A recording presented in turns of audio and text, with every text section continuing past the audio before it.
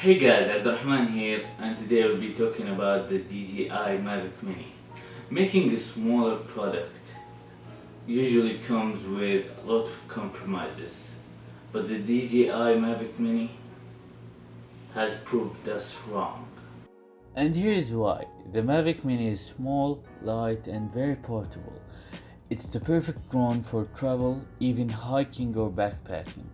The precise weight at takeoff is 249 grams, and that's impressively small for a device that features enough battery power to stay aloft for about 26 minutes in my testing. The official site says it will take about 30 minutes, but that didn't happen to me, I think, because of the wind conditions.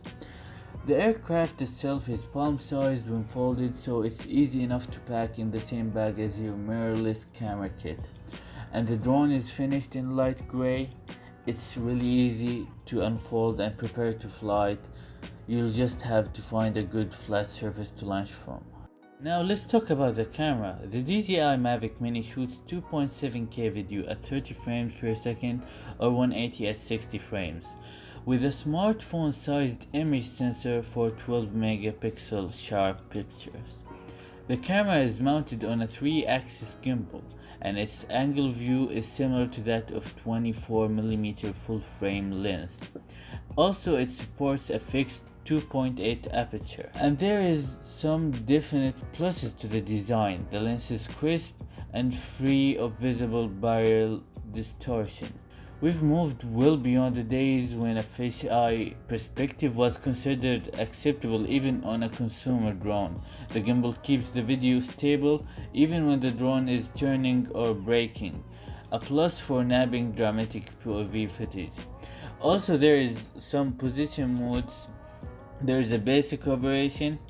Also, there is sport mode for a high-speed flight, and there is the best mode. My favorite is the semi-smooth mode, which lengthens braking time and slows things down for smoother shots and more cinematic footage, as you can see now.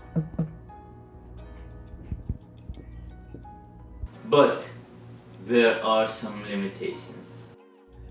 The major missing feature in the Mavic Mini is front and rear collision avoidance sensors, which could be a problem if you fly in the city or tight areas. But the most feature I did miss was the active track, which allows you to follow a selected object. But strangely, if you use one of quick shot modes like circle, which circles a selected subject, you can highlight a figure and it works. But the more sophisticated active tracking feature is nowhere to be found. Video capture. It isn't quite the dream drone, as the absence of 2.6K 60 frames per second video recording is felt. Also, I would have loved more granular control over my video capturing or just a flatter cinema style, but that is just me nitpicking.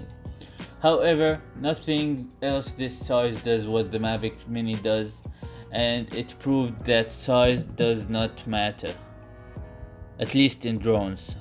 It was my review for the drone. It was actually really good. I enjoyed the experience and I would give it 8 out of 10. It is perfect for beginners, but for like more advanced people, you should get the Mavic Air 2. I actually think it's perfect.